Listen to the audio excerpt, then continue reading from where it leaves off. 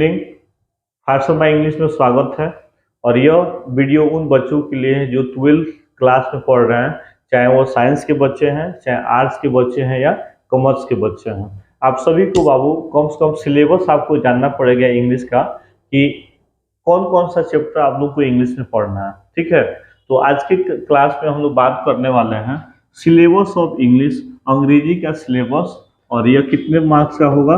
तो यह 100 मार्क्स का होगा। ठीक है, अर्थात 100 नंबर की इंग्लिश में कौन कौन सा चैप्टर पढ़ना है, इसके ऊपर हम लोग को प्रकाश डालना है। राइट, चलिए सबसे पहले याद रखिएगा कि 12 का जो सिलेबस है इंग्लिश, चाहे आप साइंस के स्टूडेंट हैं, चाहे आप कॉमर्स के स्टूडेंट हैं, चाहे आप आर्ट्स के स्टूडेंट हैं, सबका इंग्लिश एक है। एक ही बुक पढ़ना है, एक ही ग्रामर पढ़ना है, बस क्वेश्चंस जो होगा वो आपका अलग अलग होगा। ठीक है, साइंस और कॉमर्स का क्वेश्चन एक होगा और आर्ट्स का क्वेश्चन जो होगा वो अलग होगा। ठीक है, जैसे एग्जाम्पल में आप मैट्रिक में थे, कहाँ मैट्रिक में जब पढ़ते थे तो आपका मैथ का बुक एक ही था, लेकिन कभी कभी क्या होता था कि एग्जाम दो पार्ट में बढ़ जाता था, फर्स्ट सिटिंग और सेकेंड सिटिंग। उस समय क्या होता था बाबू कि फर्स्ट सिटिंग का क्वेश्चन अलग था, सेकेंड सिटिंग का क्वेश्चन अलग था, लेकिन किताब कौन सा था? एक ही था। उसी तरह आप लोग को एक ही इंग्लिश पढ़ना है, एक ही बुक, एक ही ग्रामर पढ़ना है, चैप्टर भी सेम सेम है, बस क्वेश्चन जो पैटर्न होगा वो अलग होगा। साइंस कॉमर्स का क्वेश्चन अलग होगा, आर्ट्स का क्वेश्चन अलग होगा। ठीक है, तो हम लोग यह जो सिलेबस पढ़ने वाले हैं यह किसके लिए? तो हम लोग पढ़ेंगे आर्ट्स के लिए, साइंस के लिए और कॉमर्स के लिए।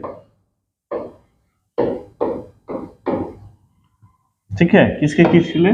आर्ट्स के लिए, साइंस के लिए और कॉमर्स के लिए। सबका सिलेबस जो है सेम है, बस क्वेश्चन जो होगा वो आपका अलग अलग होगा। इतना क्लियर है बाबू? जब आप एग्जाम में बैठिएगा और आपके सामने जब क्वेश्चन आएगा तो वह क्वेश्चन दो भाग में बटा रहेगा, सेक्शन ए और सेक्शन बी। क्या? सेक्शन ए और सेक्शन बी। तो सेक्शन ए होगा, या आप उसको ग्रुप में भी बांट सकते हैं, ग्रुप ए और ग्रुप बी। तो ग्रुप जो ए होगा आपका, ग्रुप आपका जो ए होगा यह आपका ऑब्जेक्टिव होगा, ऑब्जेक्टिव। ठीक है, और एक जो सेक्शन होगा जिसको आप नाम देंगे ग्रुप बी, ग्रुप बी, और यह आपका सब्जेक्टिव होगा। ठीक है, यानी क्वेश्चन का जो पैटर्न होगा वो कितने भाग में? दो भाग में बटा होगा, group A group B. Group A आपका ऑब्जेक्टिव होगा, टोटल 50 मार्क्स का। ग्रुप बी जो होगा आपका सब्जेक्टिव होगा, वह भी आपका 50 मार्क्स का होगा। बात क्लियर है? तो ग्रुप ए कितना?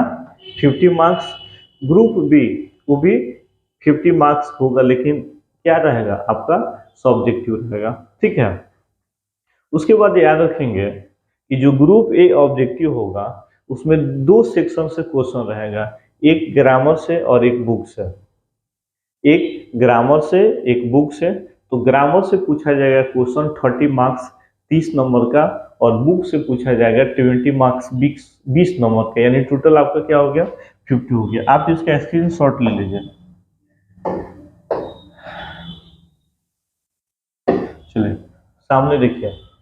चलिए, तो सिलेबस ऑफ इंग्लिश 100 मार्क्स 12 के लिए, बिहार स्कूल एग्जामिनेशन बोर्ड। ठीक है, तो आपका एक होगा बाबू ग्रुप ए ऑब्जेक्टिव जो होगा, और यह आपका होगा 50 नंबर का। ठीक है, और आपका एक होगा ग्रुप बी सब्जेक्टिव, और यह भी 50 नंबर। आप समझ गए कि दो भाग में बटा होगा, ग्रुप ए और एक ग्रुप बी। ग्रुप ए हमारा ऑब्जेक्टिव और ग्रुप बी हमारा सब्जेक्टिव। ये भी 50 नंबर का और ये भी 50 नंबर का। बात बराबर है? चले, अब क्या होगा कि जो ग्रुप ए ऑब्जेक्टिव पढ़ना है, इसमें ग्रामर से भी क्वेश्चन रहेगा और बुक से भी क्वेश्चन रहेगा। जो ऑब्जेक्टिव जो होगा हमारा वो ग्रामर से भी क्वेश्चन रहेगा और बुक से भी क्वेश्चन रहेगा। तो ग्रामर से आपका रहेगा 30 नंबर का, 30 नंबर का। कितना? 30, और बुक से रहेगा आपका 20। यानी अगर टोटल बात किया जाए तो आपका टोटल मार्क्स हो गया 50 नंबर हो गया। 30 नंबर ग्रामर पढ़ना है आपको और 20 नंबर बुक। ठीक है। तो आप 12 के स्टूडेंट हैं, जब तक आपको सिलेबस ही पता नहीं चलेगा कि आपको कौन सा चैप्टर पढ़ना है, कितने नंबर का पढ़ना है, तो आप कैसे सिलेबस अपना तैयारी कर पाएगा, कैसे सिलेबस का तैयारी कर पाएगा। ठीक है। उसके बाद आते हैं ग्रुप बी। तो ग्रुप बी सब्जेक्टिव 50 नंबर का। तो ग्रामर और कंपोजिशन, यह हमारा कंपोजिशन है, COMPOSITION, कंपोजिशन। तो ग्रामर और कंपोजिशन से 20 नंबर का, और बुक से बात किसका हो रहा है बाबू, सब्जेक्टिव का हो रहा है। तो ग्रामर कंपोजिशन से 20 नंबर और बुक से आपका रहेगा 30 मार्क्स, 30 नंबर की, यानी टोटल 50। इधर 50 और इधर 50, 50 50 100, यानी टोटल आपका 100 नंबर का हो गया। ठीक है, आप समझ गए इतना। चलिए, उसके बाद अब हम लोग को बाबू यह देखना है कि जो ग्रामर में 30 नंबर का पढ़ना है, इसमें कौन कौन से चैप्टर पढ़ना है, इसमें कौन कौन सा चैप्टर हम लोग को पढ़ना है। ठीक है, तो देखिए, तो अगर ग्रामर का बात किया जाए तो टोटल 30 नंबर का चैप्टर है ना, तो इसमें टोटल आपको 14 चैप्टर पढ़ना है, 14 चैप्टर पढ़ना है। यानी 12 के ग्रामर में टोटल अगर चैप्टर की संख्या देखा जाए तो कितना, 14 नंबर का है, और पूछा जाएगा कितना, 30 नंबर का। ठीक है, तो आइए हम लोग जानते हैं कि ग्रामर में कौन कौन सा चैप्टर पढ़ना है। ठीक है, चलिए, तो सबसे पहले हम लोग को पढ़ना है वॉइस, एक्टिव वॉइस और पैसिव वॉइस। क्या पढ़ना है, एक्टिव वॉइस और पैसिव वॉइस, और यह हम लोग का पूछेगा 2 नंबर का।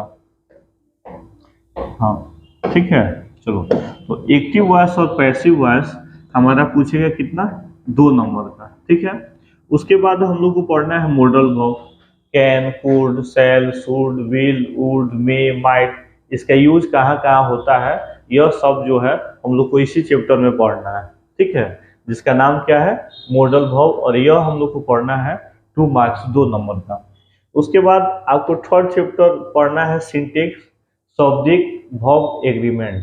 सब्जेक्ट वर्ब एग्रीमेंट बहुत सुंदर टॉपिक है, बहुत प्यारा अच्छा टॉपिक है, और यह भी पढ़ना है हम लोग को 2 नंबर का। उसके बाद आपको पढ़ना है कंबाइन, कॉम्बिनेशन, 2 सेंटेंस दिया रहेगा और दोनों वाक्यों को क्या करना है, कंबाइन कर देना है। इसी को हम लोग क्या बोलते हैं, कंबाइन, या इसी को कहिएगा आप सिंथेसिस, जो 2 नंबर का पढ़ना है। उसके बाद आपको 5 में पढ़ना है ट्रांसफॉर्मेशन।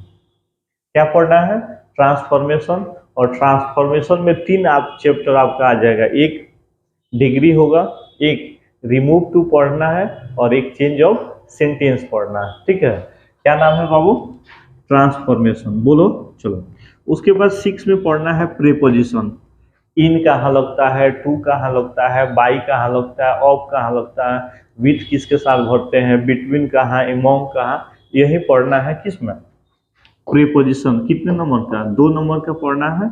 उसके बाद करेक्ट द सेंटेंस, सही सेंटेंस का चुनाव करना है, और यह भी पूछा जाएगा 2 मार्क्स, 2 नंबर का। आपको 4 सेंटेंस दे देगा, 3 रॉन्ग होगा और एक राइट, उसको चुन लेना है, उसी को हम लोग बोलेंगे करेक्ट द सेंटेंस। ठीक है, तो इतना भी हम लोग 7 चैप्टर देखें। चलिए,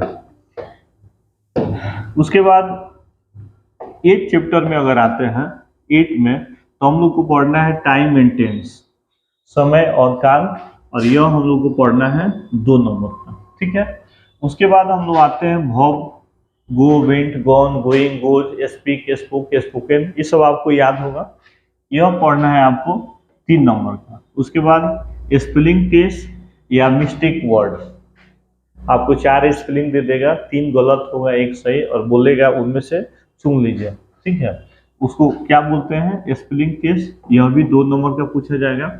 उसके बाद 11 में आए आर्टिकल, अर्थात ए कहाँ लगता है, एन कहाँ लगता है, द कहाँ लगता है, इसको हम लोग आर्टिकल कहते हैं, और यह एग्जाम में पूछेगा 2 नंबर। 12 में पढ़ना है हम लोग को narration, direct narration, indirect narration, और यह कितने नंबर का, 2 नंबर का। उसके बाद 13 में पढ़ना है फ्रेजल वर्ब, फ्रेजल वर्ब, जिसे गेट इनटू का मतलब क्या होता है, लुक आफ्टर का मतलब क्या होता है, ब्रेकअप मतलब क्या होता है, पैचअप मतलब क्या होता है, लुक आफ्टर मतलब क्या होता है, ठीक है। लुक फॉर का मतलब क्या होता है, यह सब जो है हम लोग को पढ़ना है इसमें फ्रेजल वर्ब में। उसके बाद हम लोग पढ़ना है अपोजिट वर्ड या एंटोनिम्स, विपरीत शब्द, जैसे गुड का विपरीत क्या होगा, बैड का विपरीत क्या होगा, यह हम लोग को पढ़ना है, ठीक है। तो टोटल अगर ऐड किया जाए तो कितना हो गया हमारा 30 नंबर, टोटल 30 नंबर का हो गया। यह रहा हमारा ऑब्जेक्टिव। अब आगे हम लोग बढ़ते हैं सब्जेक्टिव के तरफ। किसके तरफ, तो सब्जेक्टिव अगर 50 नंबर का आप आते हैं, कितना 50 नंबर का, तो सबसे पहले एसे एनी वन ऑफ 5, 5 आपको एसे देगा, 5 एसे में एक आपको लिखना है और यह पूछेगा कितना 8 नंबर का। यानी आपको 12 के एग्जाम में इंग्लिश जब पेपर आप दीजिएगा तो 8 नंबर का आपका केवल निबंध पूछेगा, जैसे गाय दे देगा, कोरोना वायरस, दहेज प्रथा, बाढ़, पर्यावरण, कोरोना वायरस, ऐसे दे देगा 8 नंबर का। उसके बाद सेकेंड में आपसे पूछा जाएगा लेटर एप्लीकेशन, पत्र पूछा जाएगा, पिता के पास पत्र लिखिए, अपने शिक्षक के पास आवेदन दीजिए, कितने नंबर का 5 नंबर का। उसके बाद आपको पढ़ना है कॉम्प्रिहेंशन, जिसको हिंदी में गद्यांश बोलते हैं। क्या बोलते हैं, गद्यांश बोलते हैं। कॉम्प्रिहेंशन कहिए या पैसेज कहिए, या आपसे पूछा जाएगा प्रेसिस संक्षेपण करना, कितने नंबर का 5 नंबर का। उसके बाद आपसे पूछा जाएगा ट्रांसलेशन, 5 ट्रांसलेशन देगा 5 नंबर का, एक ट्रांसलेशन 1 नंबर का होगा। उसके बाद explain any two of it, यानी व्याख्या करना। जैसे हम लोग 9-10 में थे तो पढ़ते थे कि कविता का लाइनिंग दे देता था और बोलता था कि प्रस्तुत पंक्ति का भाव स्पष्ट कीजिए, जैसे राम बिनु बिरथे जग जन्मा, प्रस्तुत पंक्ति का भाव स्पष्ट कीजिए। तो हम लोग लिखते थे कि यह कविता फलाना कविता से ली गई है, जिसके कवि यह है, कवि यह दिखाना चाहते हैं कि हमारा जो जीवन है राम के बिना व्यर्थ है। इसी को एक्सप्लेनेशन कहेंगे। 8 देता है और 8 में से आपको 2 ही लिखना है। एक क्वेश्चन कितना नंबर का, 4 नंबर का, टोटल आपका 8 नंबर का होगा। उसके बाद आप आते हैं तो शॉर्ट क्वेश्चन ऑफ 5 ऑफ 8, यानी टोटल कभी कभी क्वेश्चन 8 दे देता है और कभी कभी 10 दे देता है, और कुछ और उसमें बोलता है कि आप इनका उत्तर दीजिए, ठीक है।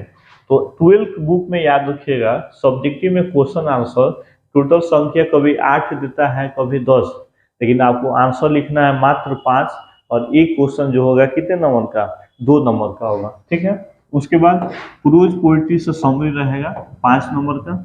उसके बाद स्टोरी ऑफ इंग्लिश है 5 नंबर। अब पोएम मैचिंग, एक तरफ कविता का नाम देगा और एक तरफ पोएट का नाम, और बोलेगा एक दूसरे से क्या कीजिए, मिलान कीजिए। तो टोटल अगर ऐड किया जाएगा तो टोटल हमारा हो जाएगा 50 सब्जेक्टिव और 50 ऑब्जेक्टिव, टोटल ऐड कर दीजिए तो हो जाएगा कितना 100। तो आशा करता हूँ कि आपको सिलेबस 12 का समझ में आ गया होगा। आप बाबू कहीं भी पढ़िए, इसी के माध्यम से, इसी के अनुसार आपको क्या करना है, आगे तैयारी करना है, ठीक है। तो फिर हम लोग मिलते हैं अगले वीडियो में, और आपको लोग को बता देना चाहूँगा कि आज से जो है 12 का बैच वीडियो के माध्यम से अपलोड की जाएंगे। आप चाहें तो वीडियो के माध्यम से भी आप अपना 12 का संपूर्ण तैयारी जो है आसानी से कर सकते हैं। तो मिलते हैं हम लोग अगले वीडियो में। आज के लिए इतना ही। जय हिंद।